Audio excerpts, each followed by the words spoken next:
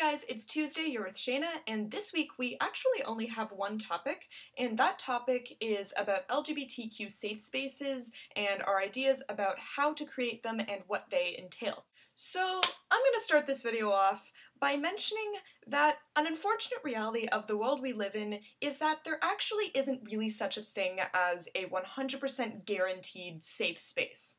Nobody has complete control over the way other people might think, how they might act, what they might say, or in which spaces they enter. So instead of referring to these spaces as just safe, I'm going to say safer instead, because while there's no such thing as a complete safe space, every space has the potential to improve and to become a safer space for everyone, regardless of who they are. So, with all that being said, how can safer spaces be created? The answer to this question is kind of dependent on where the safer space is, who's running it, and what resources the people who are running it have access to.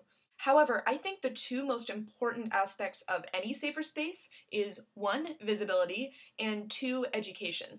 Now, when I say visibility, I partly mean just making it more visually obvious that it's a safer space for LGBTQ people, so that could mean putting up pride flags or one of the other flags that are associated with various sexualities and gender identities, or it could mean putting up posters that make reference to and mention queer and trans issues. But by visibility, I also mean visibility of the actual people in the space. So this can mean actually having queer and trans people in the space, particularly those who are maybe from various ethnic and racial backgrounds and who speak different languages. I think diversity within safer spaces is particularly important for safer spaces that maybe provide guidance or mentorship to younger people, because not only does it make these spaces more accessible to a wider variety of people, but it also gives people the chance to see with their own eyes that queer and trans people not only just generally exist, but exist in many different ways. And visibility in this most basic way is one of the best ways to increase understanding and, as a result, acceptance of the LGBTQ community in general.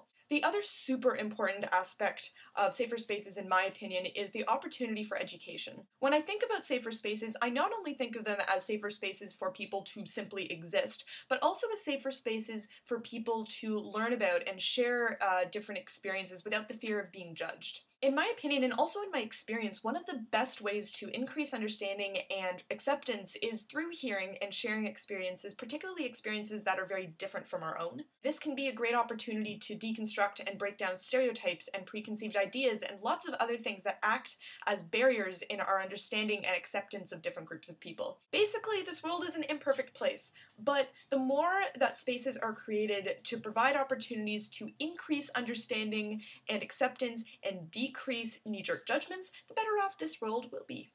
So those are my thoughts and feels on safer spaces, but I want to hear from you guys. What do you think about the general concept of safer spaces, and what are your ideas about how they can be created and what they might entail? Also, I wanted to let you guys know that you will not be seeing me for the next few weeks because I'm going to be doing some traveling to Italy and Greece.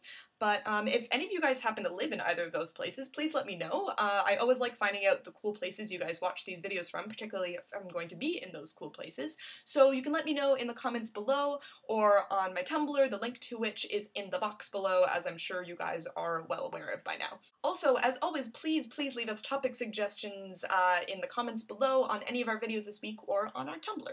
I hope you guys have a great few weeks coming up, and I will see you all when I get back. Bye, guys.